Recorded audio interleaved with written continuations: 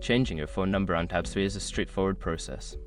Follow these steps to update your contact information. Step 1. Open Tabs3. Launch the Tabs3 software on your computer. Ensure you are logged in with the appropriate user credentials to access the settings. Step 2. Navigate to client information.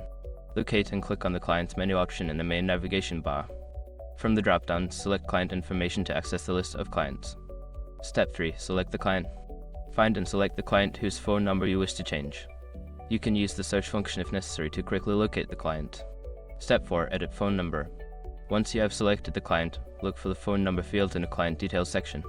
Click on the field to edit the existing phone number and enter the new number. Step 5. Save changes.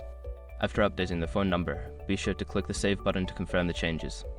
This will ensure that the new phone number is stored in the system. By following these steps, you can easily change your phone number on Tabs3. If you have any further questions, consult the Tabs3 help documentation or support for assistance.